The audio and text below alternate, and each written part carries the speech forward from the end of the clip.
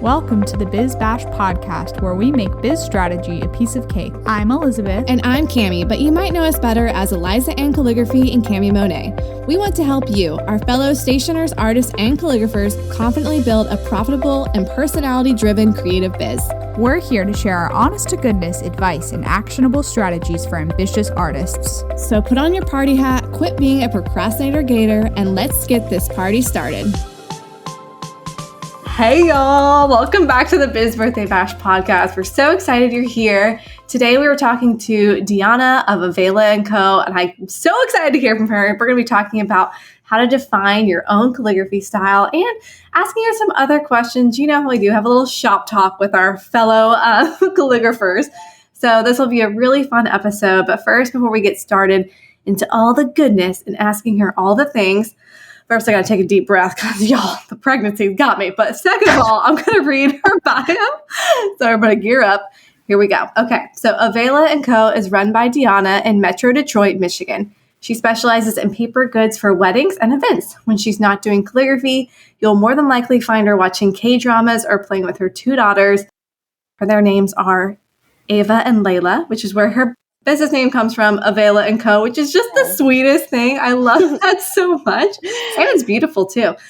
She considers herself the and co of the business. So loving that. Welcome to the show, Dyonna. Hello. Thank you guys for having me. Yes, of course. We are so excited. I think I became familiarized with you because you were a part of this summit hosted by Becca, the Happy Ever Crafter. Or was it she hosted one? There were a couple amazing summits this summer. Can you remind me which one you were a part of? I did a lettering edition type of summit with Becca in the beginning of the summer. Okay. Probably about May or... Actually, no, I think maybe it was last year. Isn't this past 2 years like a blur? Oh, yeah. Totally. I can't remember exactly when it happened, but I did one with Becca. Yes, It was a great opportunity. And then this year I had the opportunity to do one with Peggy, who I've looked up to for a while. So it was nice to do that kind of summit with a bunch of other creatives. And it was a great learning experience as well. Yeah, it's really cool how we've seen some of those over the past couple years, bringing so many people together. It's been really unique and fun. That's definitely how I found you, was through one of those for sure. So I've been following you ever since, seeing what you all are up to. Last time we tried to record with Dyonna, she had a horrible power outage because all this stuff happened in Detroit. You made it, girlfriend. You made it through that. I know that was probably like weekend. 3 or 4 terrible days of you guys not having power. I have a couple friends up in the Detroit area, and I was kind of following some of the drama, and it did not look fun. It's not exciting at all, but I'm glad we were able to reschedule. I appreciate you guys being flexible. Yeah, of course. I mean, I just felt bad because you were like, I'm so sorry. And I said, this is so far beyond your control. This is like someone else's issue entirely, not anything you did at all. So tell us, to begin with, when did you kind of start falling in love with calligraphy? And tell us how you got to where you are today. I started Availa & Co. very intentionally. I didn't just start a calligraphy page. I started it as Availa & Co. immediately offering services in 2018. And I didn't know anything about calligraphy services, but I just put myself out there saying that I was doing that. Yes. So it's been a few years now. I just came across some hashtags on Instagram. And at the time, I was a single mom and I was looking for something to supplement my income. And after going through the logistics, I was like, this is the most feasible thing. It's something that gets better over time. And it's really easy to start. And so it's been a great journey since then. I've always been wowed by all of the pictures you have, everything on your Etsy shop. It just encapsulates such a specific mood, and I love it. And so that's why I'm really excited to be able to talk about that too, because you kind of, like you said, you came out the gates like, I'm going to do this, which is so admirable, because a lot of people, you're right, kind of dip their toes in and they're like, this is just for funsies. But you're like, no, this is for real. Yeah. This is for real. Yeah. And they're like, oh, I'll get the first order. Maybe I'll make it a business. And you're like, no, this is a business. We're not playing over here. Yeah, pretty much. I started it, and it's funny because I told my friend, she was the only friend that I had that was an entrepreneur. She'd been a photographer for about 5 years prior. And I was like, I'm going to start this business. And she was like, oh, yes, let's go. She's like, by the way, I posted a picture of a doormat you made me, and I posted that we're going to have a giveaway. And she's like, so just to let you know. And that's kind of how the ball started rolling. Like, she just started a random giveaway without my permission. So it's like a running joke between us that she did that. And it really catapulted into what we see today. Yeah, what exactly you have today. So when you first started out, you said, there were people you were looking up to in the industry. So when you were learning, did you have go-to resources, or were you kind of just sitting down, really figuring out things day by day on your own? It's really interesting. When I first started, I was like, okay, like you said at the beginning, this is an intentional decision. So I immediately thought like what I should do to, make some income. I know it's kind of like, we don't really talk about it a lot. Yes, I love calligraphy, but the purpose behind it was to help me take care of my kids. So when I started it, I was like, I see all these people on Instagram, and Skillshare was the first place that I started going to. And I came across one of Peggy's Pigeon Letters on Instagram. She did a summit about imposter syndrome. And I say a lot to my following that was like, it was kismet, because if I hadn't watched that, I probably would have went through that phase where we all go through imposter syndrome, and we might try to copy, or we might try to, do things that we're seeing. But after watching that summit on Skillshare, I immediately was like, okay. She talked about not following people if it's taking away from your creativity, that there's nothing wrong. There's a safe space for you to distance yourself so that you're not, copying, so to speak, right? So you have your own identity. So I was really, really lucky to come across that summit first, way in the beginning, because it really stopped me from having to overcome that hill that we all do. I feel like as calligraphers, we all go through it, where we're seeing what other people are doing, we're seeing their style, we're seeing things they participate in, and we get that FOMO, like we want to do that. So she was one of the first ones that I started following on Skillshare. I didn't even follow her on Instagram at first. I just watched a lot of her videos, and she wasn't even talking about calligraphy or lettering. She was just talking about your identity as a creative entrepreneur. So I'm really glad I came across that. Other than that, the only other person that I really looked up to was the Salvaging Eden, Jess. Okay. Which she's pivoted in the past year, but her branding really, really spoke to me, which I think that's why that really gave me a push, because my skill wasn't there in the beginning, right? So I needed something to kind of make it appealing to the audience, I felt. So that really gave me a push and encouraged me to really focus on my brand and how I'm seen and what people feel when they look at my photos. Very cool.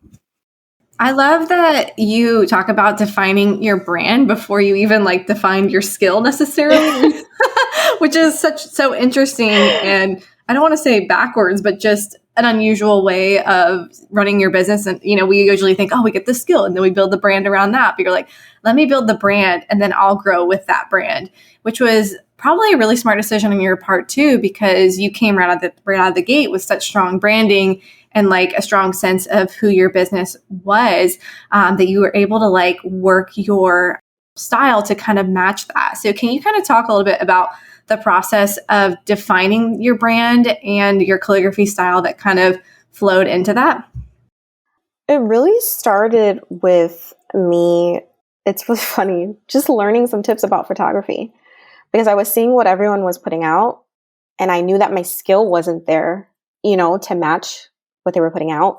So I knew I needed an edge to take my vision and kind of put it to this audience that I didn't really have yet, sell it to them in some type of way. I didn't know anything about copywriting back then. I didn't know anything about captions and hashtags. My poor photography friend was editing my Instagram pages all the time. You need to archive this, archive this, archive this. It doesn't fit. It doesn't fit, So I was just running this catch up game, and I'm like, I need to learn a little bit of tips of photography because I can't afford, to spend all the money with the luxury flat lays and headshots and stuff like that.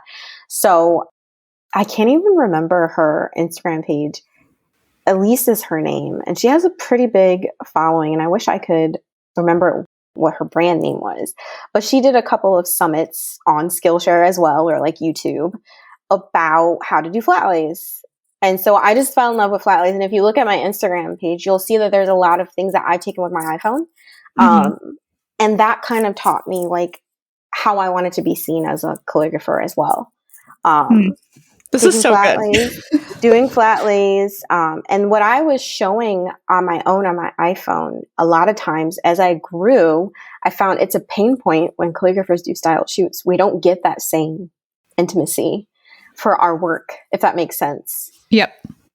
We're like, if they could just get a little closer, or just, or it's out of focus. You're like, don't put that shoe right there. Don't you dare put that shoe right there. So I was learning these tips and tricks to try to just make my brand stand out. And one of those first things was photography. So it's funny now that you say that, Cami, I did things a little bit backwards, but I was short on time. And I needed it to start working for me like immediately. So I needed to kind of dip my toe in everything to kind of get it started. Actually, okay. I want to reframe it a little bit because I don't think you did it backwards. I actually think you did it, quote unquote, like the right way if you're going to set out and start a business. Yeah. Like you've done it to rephrase it backwards from what a lot of us do, right? Which a lot of us are like, I'm like playing around over here. All happens. And I'm playing around over here. And okay, this makes sense. You did what most people would do, which is sit down, devise a plan, figure out what you needed to learn to make that plan work out. Like you actually did it like frontwards. Yeah, you actually did it frontwards, just backwards from what typically happens. Yes. And for everyone listening, just like, please, like if you're figuring out how to get started, like take that main lesson from Dyonna right now that you can go out and do something so similar to learn what you need to learn to move forward. So I love this. This is already so good. Okay, so in terms of finding your calligraphy style, this is probably kind of like the next piece of the picture for you. Everything I see of yours, I know immediately that it is yours. It's just the feeling of the brand. It's the look of the calligraphy. It's the way that you write and speak and present your stories. It's kind of a little bit of everything, but the calligraphy is at the center of it. So talk about how you started practicing that element specifically and how it's developed over the years. If I look back on my stuff now, it's very cringeworthy, but I had my friend, I keep mentioning her because she was in my corner like from the beginning. It's good. And I feel like there may be a lot of calligraphers who maybe don't have that. So I was very blessed in that aspect to have like a cheerleader in my corner. Like, what do you think? It's good. Like, I would buy it. That right there is priceless. So as I was trying to find my style, like I said, my calligraphy skill wasn't really there. That's why I had to focus on everything else. But then over the years, I started getting a little bit more consistent. And I feel like as a calligrapher, I feel like we always feel like we have to stick with one thing. And I kept feeling myself drawn to brush lettering and calligraphy. So I was like, why do I keep fighting this? I can do both. Back in 2018, you were very much one or the other. If you remember Instagram back then, you were either a letterer, a lettering artist, or you were a calligrapher. There wasn't a lot of people that was doing both back then. So I was like, oh, maybe I shouldn't do this. Maybe I should do that. But eventually I started doing both. And then as I began to grow as far as like my style and my branding, my calligraphy, I decided to take some main courses to really focus on my technique because I feel like I had the style there. Like you said, you look at the photos and you can see something, but I felt like my technique wasn't there. When you're doing things part-time, you've got to be able to sit down and make it right then and there, and I felt like I wasn't consistent with my style. It was like constantly trial and error, like replicating letters or, a certain style, and maybe it would change every time. So eventually I did get some courses under my belt to really help fine tune my style. So I don't really think my style has changed. I think actually it just has elevated because of some of the techniques that I've learned. That's such a good response. Do you remember which ones you took? I would love to know. And I'll just say this since I'm being recorded, because when I first started in 2018, I was like, oh no, I don't want to be influenced by anybody. You know, like, am I going to take any courses? It's just going to be really emotive and like happenstance. You know, that's what I'm going for, you know, because, and I keep saying back in 2018, because that's when I started. This is the only thing I based my vision off of. Back then, it was very fine art calligraphy, Martha Stewart weddings, and Bride magazine. You know, it was that was the style back then that everyone was doing. Mm-hmm. And I was like, it's not really going that way for me. So I took this year in 2020, I took Young Hayes Logos Calligraphy, her course.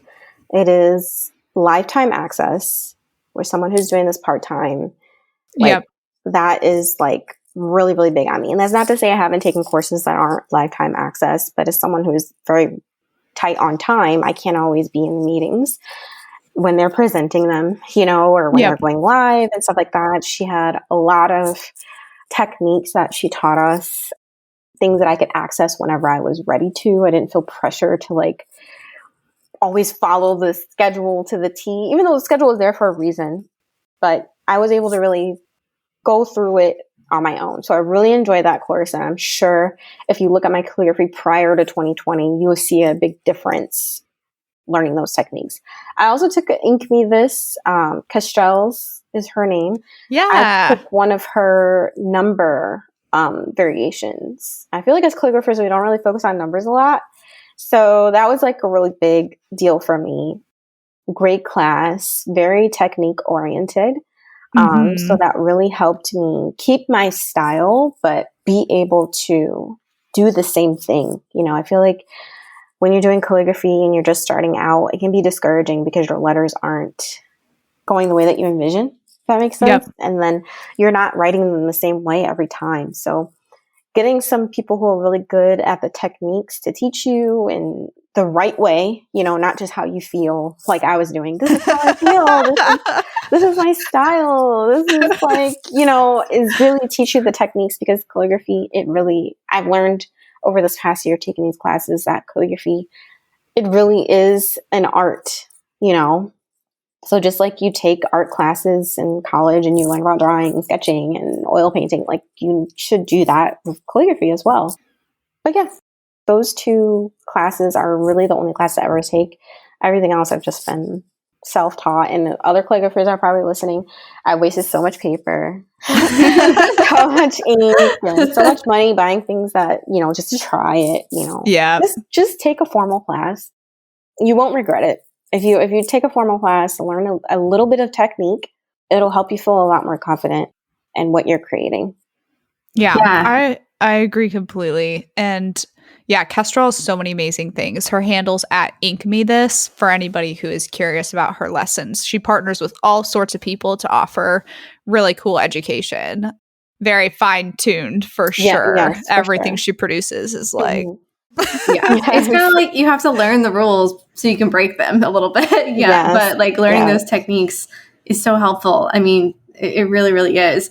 So obviously that was a huge part in finding your style, was taking those courses and, you know, being like, oh, I was doing this, but now I can do this and kind of do my own spin on that. What other tips do you have for our audience if they're trying to find their own calligraphy style?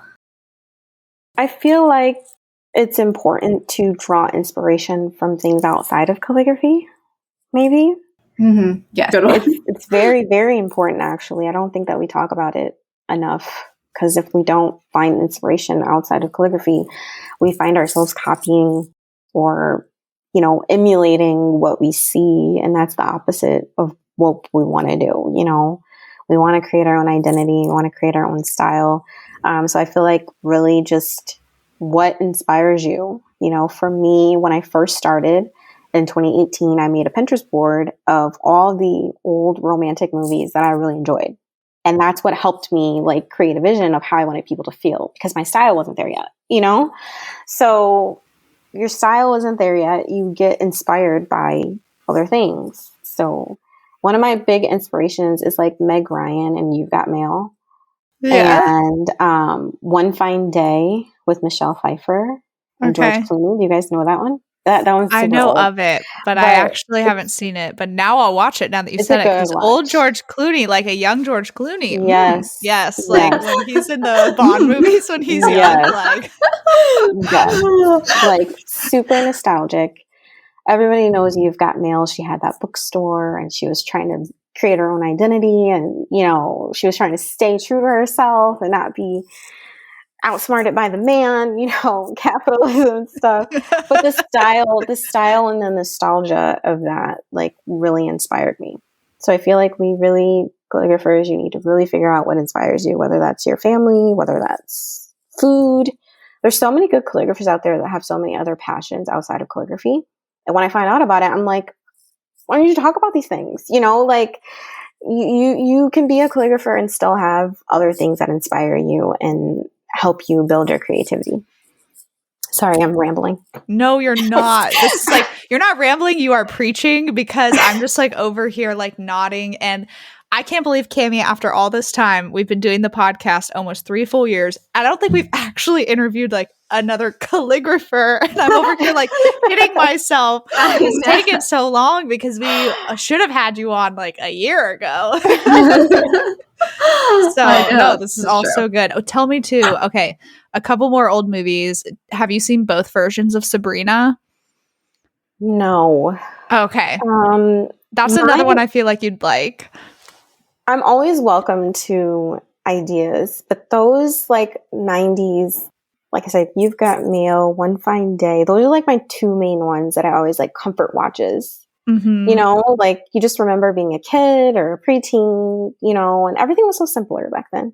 Yeah. But I'm always taking the suggestions for older films because they're beautiful now. Back then we were like, the screen, the lens is not clear enough. But now I'm like, I love that fuzzy look.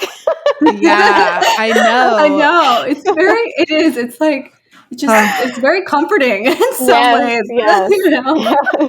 Right. Like even all the like older first, second season of Friends with the way that it's like, it's originally like square, right? It's not rectangle and it is like a little grainier and you're like, wow, this is like really dating me. That, like that's starting to look in that way. But I love that, to just like go outside calligraphy, and as any art, I think, to go outside that and to look elsewhere.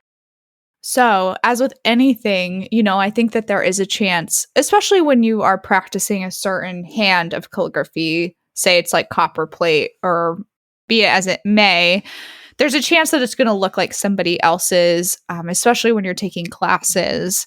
So, how can we discern when we're being true and honest to ourselves and our own skills versus the feeling of like not being true to ourselves? Like, do you think, can you help people realize where that line might be? If you see what I'm saying?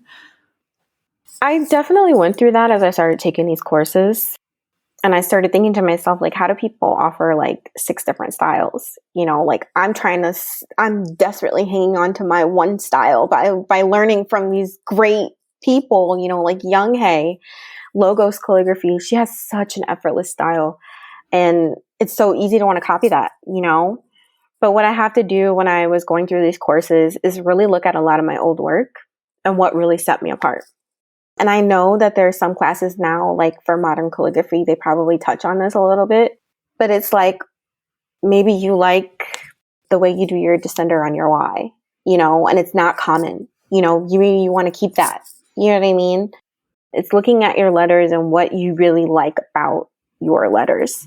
And then as you start learning technique, trying to really, I'm fighting to hang on to those things because it's so easy when you start taking technical classes, start looking, I don't want to say monotone, that's not the word, but copper plate is copper plate, Yeah. I don't really feel like there's a way to make that look unique, Yeah, then it's not copper plate. So, because it won't be copper plate anymore, Yeah. But when you're doing your own style, you can take those techniques and apply it to your own style.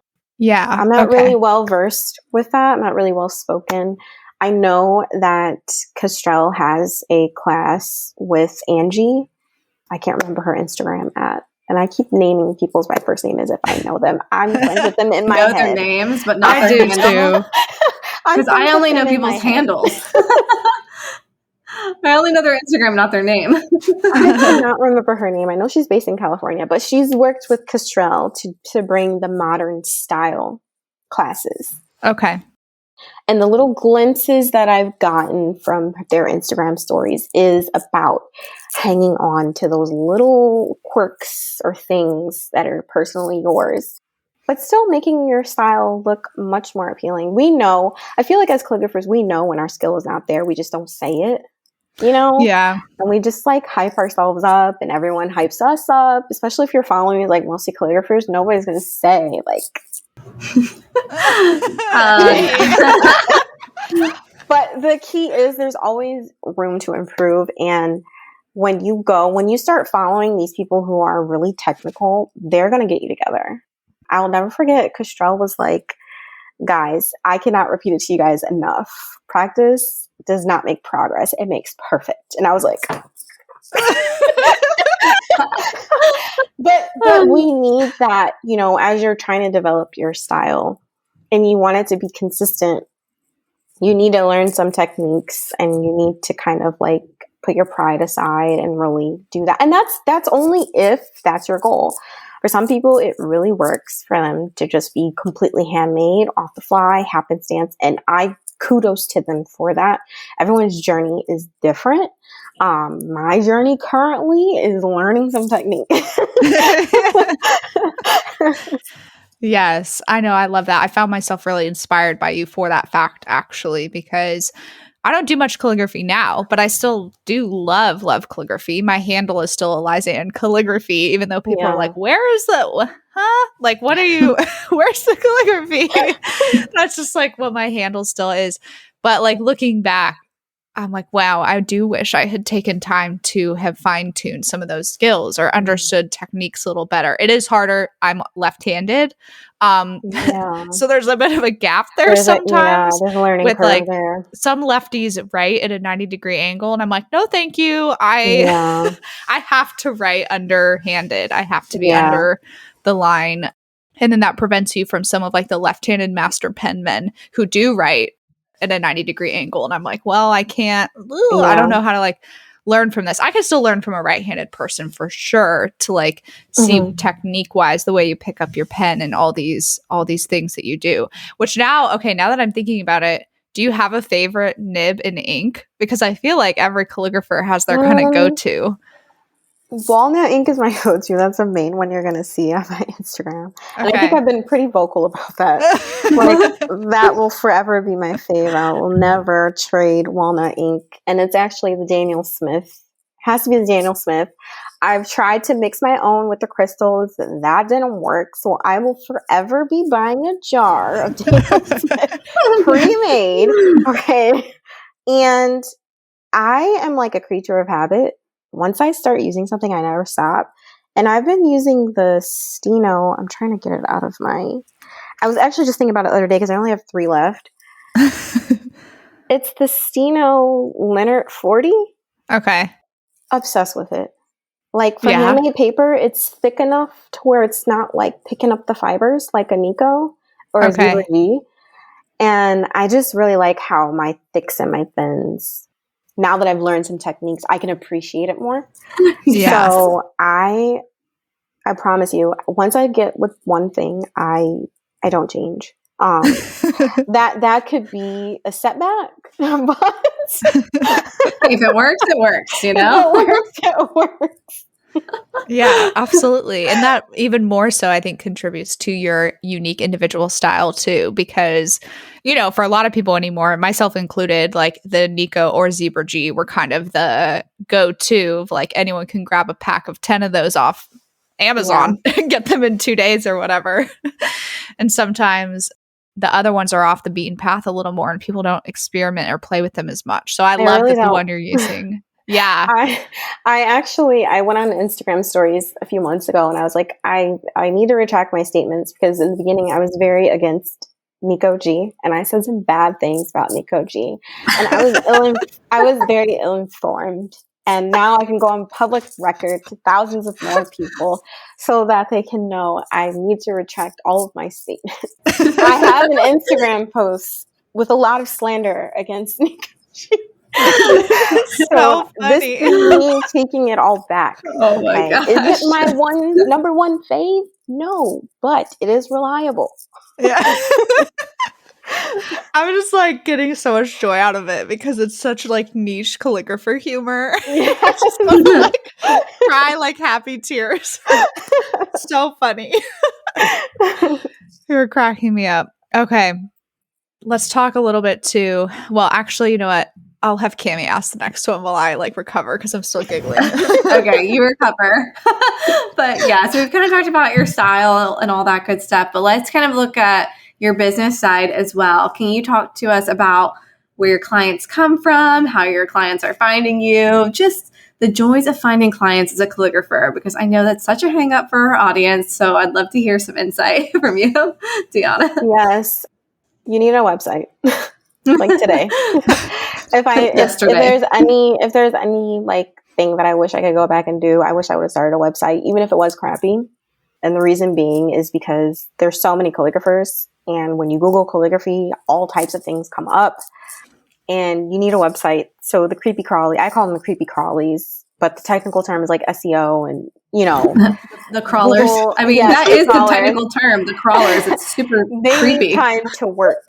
So while you're working on your skill and trying to get your brand and get sales, you need to let Google do what it's doing. Even if it's just a homepage.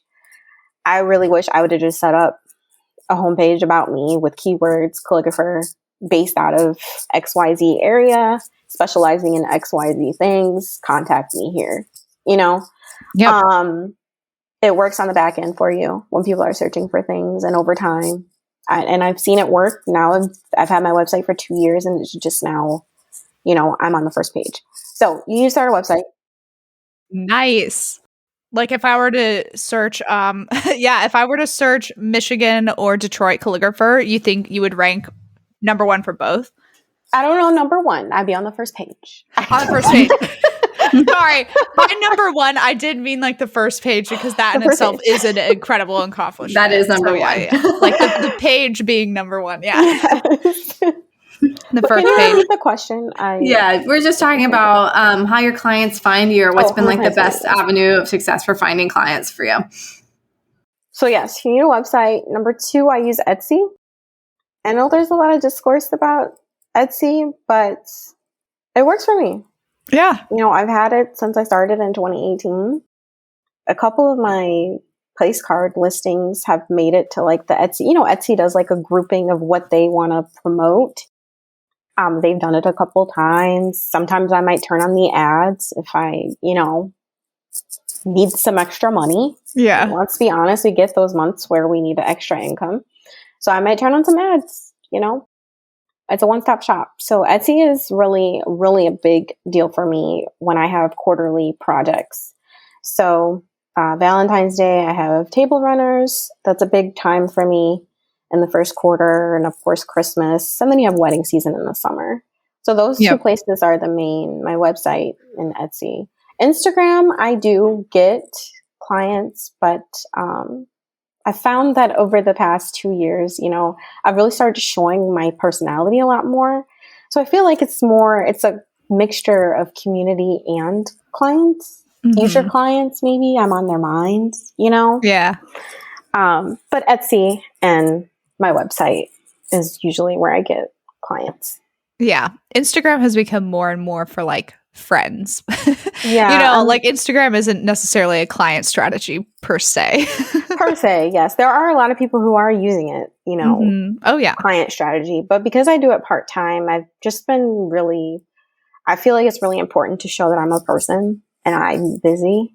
Because a lot of times you'll get people contacting you, clients reaching out to you, and even other industry, you know, people in the wedding industry, they think that you're just free all the time and you can do last minute things. And so I try to balance showing that I'm a person and I have a life. So that's intentional in that sense for my Instagram. Yeah. Yeah, I had somebody call me yesterday because people still find me on Google. Like my website for all my wedding things is up, even though I don't do a lot of that anymore. I'm really picky about what I do it for. And this gentleman was asking for like dinner place cards. And I said, okay, what is your turnaround? Oh, well, I need them Thursday. It's always the ones with the phone calls that need it the next day. Oh, my goodness. And Google is the devil because they won't let me remove my phone number from there. I tried to remove my phone number twice. Oh my gosh. And so, because then I felt bad and I was like, honestly, I would have tried to give you referrals for some friends, but I don't think anyone can accommodate that turnaround, nor do I like giving referrals to friends that are like, here, take this dude who needs these in like 3 days. Yes. Like, I don't feel like I'm benefiting them No, with a not at all. referral like that necessarily. So yeah, good times. Yeah, you feel like you're throwing your friends under the bus. Where you're like, here's this person I didn't want. Good luck. Yeah. I wouldn't. I have had some people say, well, do you know anyone who would do it? And I'm like, well, these are the prices. And if you don't agree with the price, like my prices, I price so that I'm not undercutting the industry, right? I'm like, if you don't like my price, if I refer you to somebody, you're not going to like their price. Yeah, that's really smart. Actually, that principle of like you're referring people who you know are kind of in the same playing field as you price wise. Yeah. I like that too. And another good nugget for people to take away. Okay. So we obviously know already, you've told us how you're running your business as a side hustle right now. And that was a very intentional decision for you to keep it that way. And we have a lot of followers I know who will be super empowered and inspired by this because it's become a really big discussion point in the past year, especially with like COVID, the pandemic, just like our lives being so changed in so many ways. So can you talk a little bit more about why you made that decision and why it's the best fit for you? I still have two little ones. I have an 11-year-old and a 4-year-old. And I'm a type 5 Enneagram, so I'm all about the logistics and like what it looks like, on paper. And for me, it was like, okay, COVID happened. And prior to COVID, I will say in 2019, I was set on making this like a full-time business, But I was really thankful. I've been blessed to still have been employed working from home through the pandemic, and just for how old my kids are and where we are family-wise, it just makes sense for me to hang on to that type of stress versus trading it for another type of stress. At least with this stress, the money is there. When you have your own business, you have to go out and make the money, And I feel like we don't talk about that enough. Some of us want to go full time, but we don't have a handle on pricing. So we're starting full time and we're burning out. We're keeping our hands in so many different pots. Over this past 3 years, I've really learned like less is more. It's not bad that I'm only focusing on one thing or one niche within the calligraphy industry. There's nothing wrong with it. It's okay to be part-time. It's based off of your needs and what your family needs or whatever the situation is. It's a case-by-case basis. But I do believe that there comes a time in your journey as an entrepreneur where you are faced with that decision. But that needs to be where you're trading dollars to go to your employer, not, you know what I mean? Yep. You need to be at that point first. And I'm not quite at that point, because they're not willing to pay my prices. So, so I'm not at that point.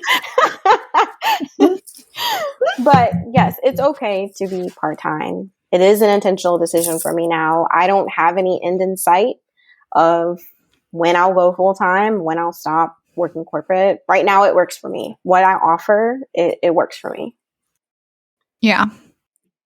Oh, so many good things. And also, I keep cracking up too because you keep saying back in 2018. And even though it's only 3 years ago, it might as well be 10 years ago. Yes, So I doesn't feel it like seem like saying, it? yeah, back in 2018, using that word specifically is accurate. It's like time is meaningless now.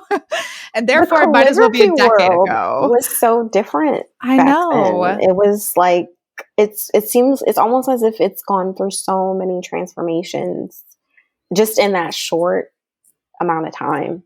Mhm. Yeah. And social media isn't what it used to be. I Yeah. think people used to have a lot more fun.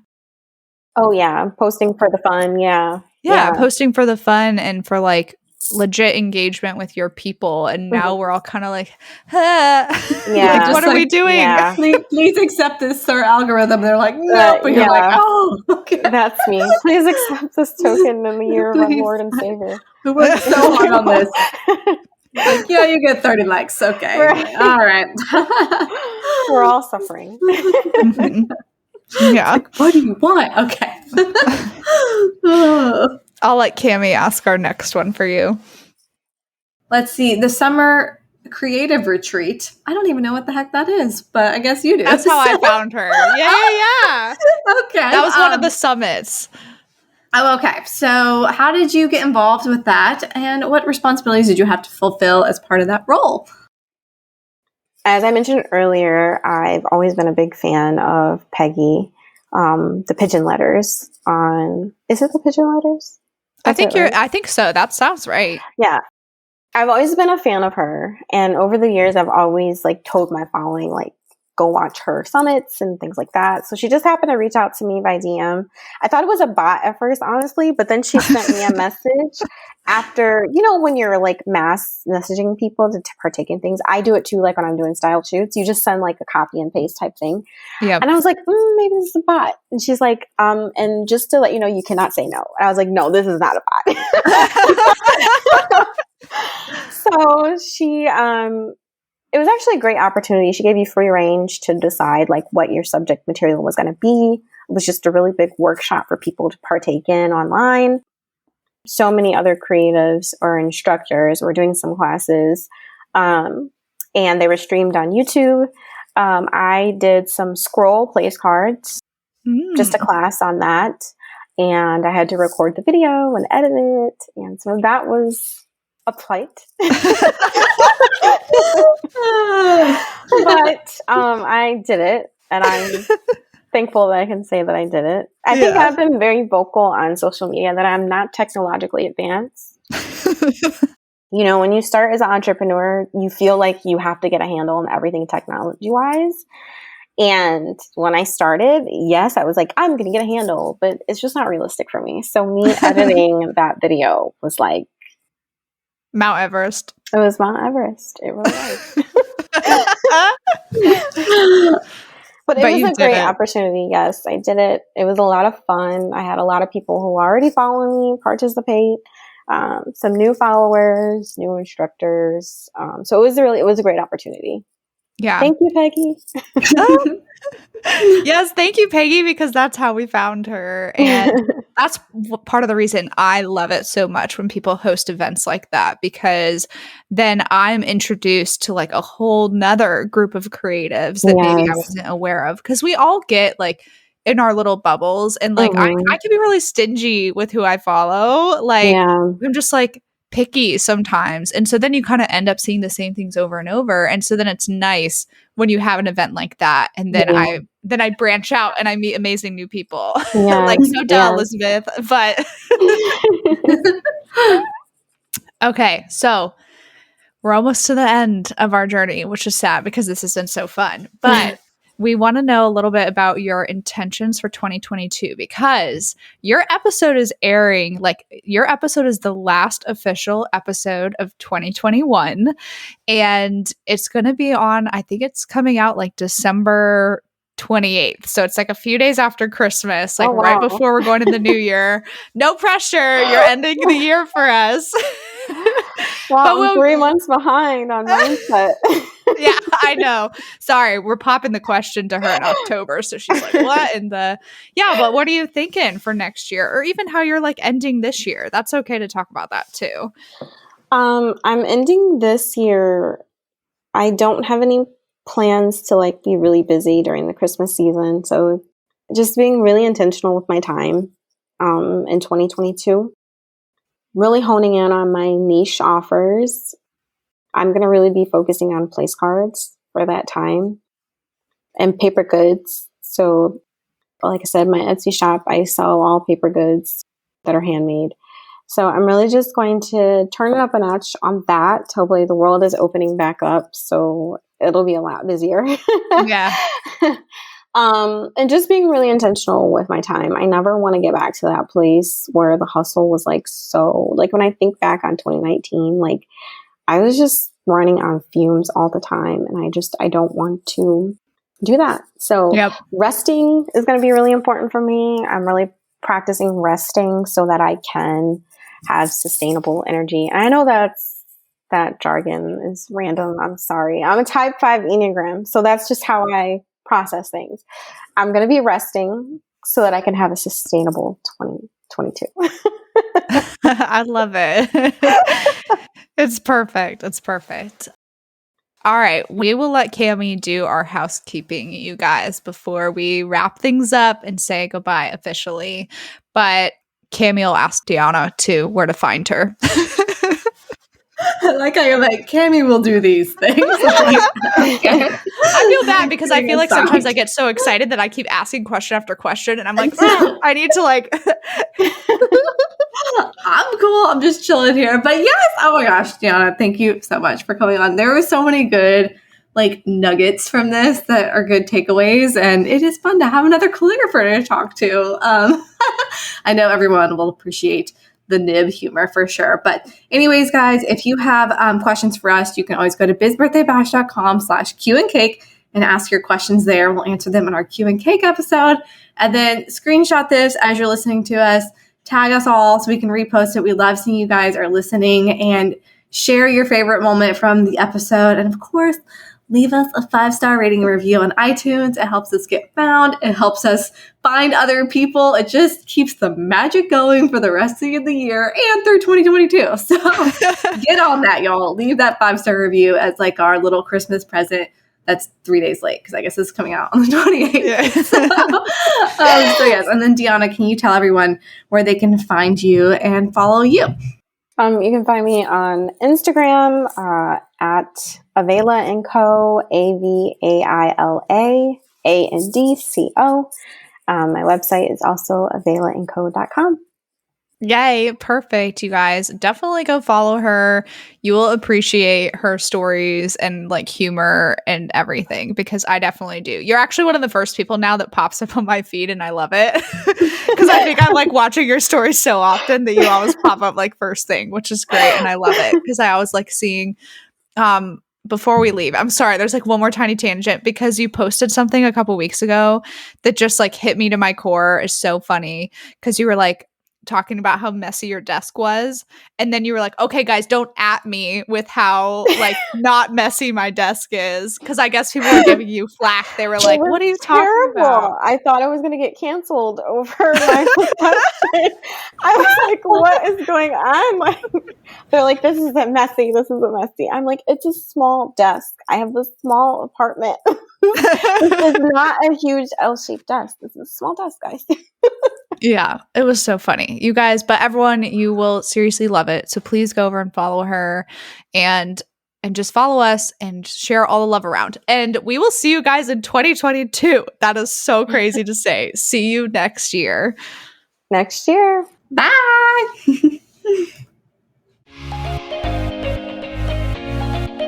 Hey guys, we just wanted to hop in and talk about one of our amazing resources, the A to Z directory.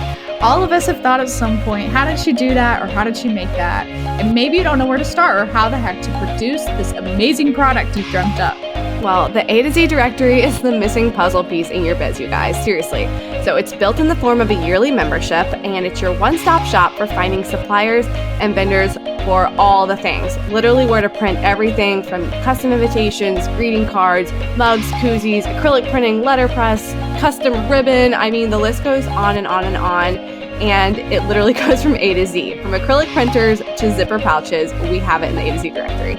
We want to help all of you search less and create more with this list of 300 plus vendors and suppliers. Don't worry, they're very organized. It's not going to be overwhelming and confusing when you join. And this membership also includes access to a private Facebook community. It's incredibly active and involved. And if you need a question answered fast, that is definitely the place to go. Yeah, our Facebook group really is the best, you guys. Everyone is so helpful in there. And we're in there too, answering questions you guys might have. So it's a great way to get access to us and ask us things without sliding into our DMs. So we're more likely to answer you in the Facebook group, just saying. Anyway, also in the Facebook group, this is new for 2020 and we're really excited about it. We are hosting monthly Power Hour Q&A sessions that are live, and these are only available to our A to Z directory members. So you can hop in with us live and ask us all your burning questions in real time and just hang out with us every month. And we do these at different times so you can actually be there live, and the replays are always available in the Facebook group for members. This resource is priced at $147 a year, which honestly is extremely affordable and is full of so many benefits, such as exclusive vendor coupons for members only. And we would love to have you guys join. Seriously, it's kind of like our family and our tribe. So visit bizbirthdaybash.com/directory to sign up today and use coupon code podcast2020 to receive $20 off your first year. That's podcast, all caps, 2020 for $20 off your first year. We can't wait to see you in the Facebook group.